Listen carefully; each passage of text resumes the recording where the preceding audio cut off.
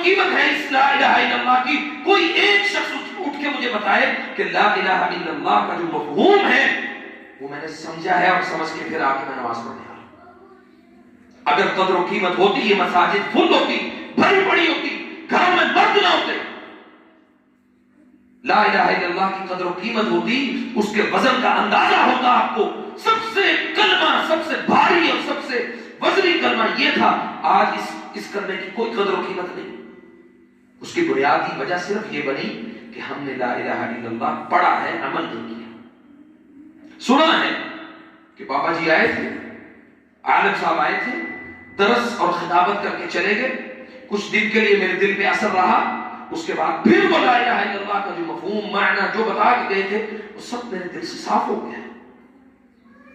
اور ہمت نہیں ہے لوگوں کے اندر، یقین جانیے اس بات کو، لوگوں کے اندر ہمت نہیں ہے کہ وہ اپنی زبان سے لا الہ الا اللہ کی دعوت کو سر عام بوانگے دہن سڑکوں اور چوراہوں پر، مساجد پر اپنی زبان سے اونچی آواز میں اس کلمے کی دعوت کو لوگوں تک پہنچانے کا کام کریں. یہ اکیلے میری ذمہ داری ہے، اکیلے کسی اور خطیب کی ذمہ داری. میں مدرس نہیں ہوں، میں خطیب نہیں ہوں، لیکن اس تکلیف کو، اس درد کو جس طرح سے ہم معاشرے میں محسوس کرتے ہیں وہ درد کو میں آپ کے سامنے بیان کروں. کسی گھر میں کوئی جادو کا مسئلہ ہو جائے تو وہ ہزاروں تعویذات لٹکنے لگ جاتے ہیں. کسی گھر میں کوئی جنات کا مسئلہ ہو جائے تو بابا جی وہ جس کو ایک کلمہ نہیں آتا، ایک حرف نہیں آتا، بے نماز، بد کردار، بدتمیز آدمی، وہ آپ کی بچی کا یا آپ کے بچے کا علاج کرے گا، قرآن و سنت کے مطابق کرے گا. اس کو پتہ ہی نہیں ہے لا الہ الا اللہ کی قوت کیا ہے، طاقت کیا ہے. اصل میں اس کو نہیں پتا، اصل میں ہمیں نہیں پتا. ہمیں نہیں پتا تو ہم ایسے جاہلوں کے پاس جا رہے ہیں.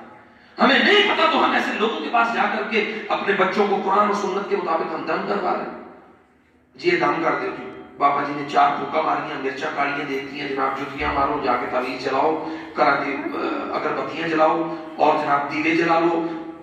اور آج آ کے سب سے بڑا جو دھوکہ ان بابوں نے دیا ہے وہ یہ، اچھا جی مسئلہ ہو جائے تو تسی پھر کی کرنا ہے؟ تسی رات نو آخری پہر اٹھنا، اٹھ کے اپنے گھر دے چاروں کونے سے اذان دے.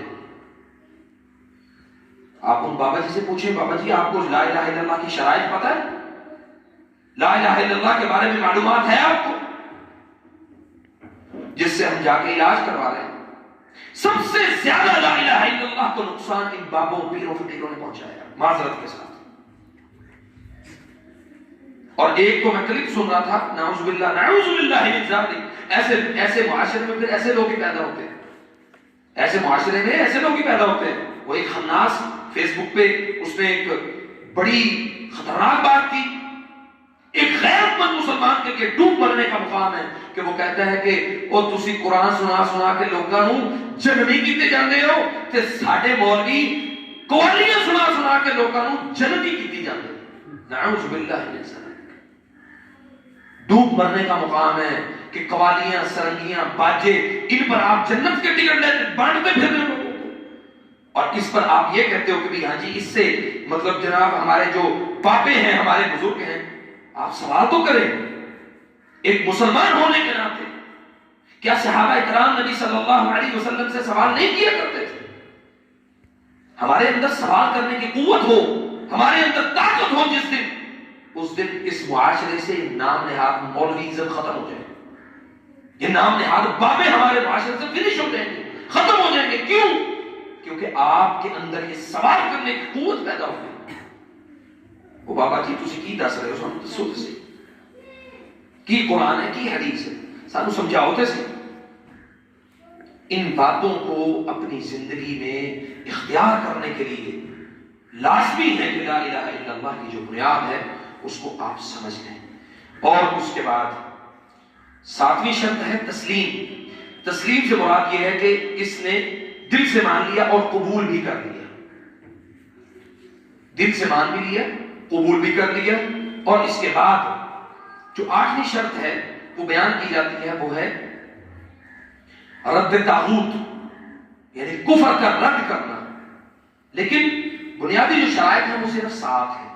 8ویں شرط بعد میں شامل کی گئی کہ رد طاغوت، طاغوت کا رد، یہ ایک لمبا طویل موضوع ہے، اللہ نے پھر کبھی موقع دیا تو انشاءاللہ اس پر بات کریں گے۔ بہرحال اللہ تعالیٰ سے ہمیں اس بات کا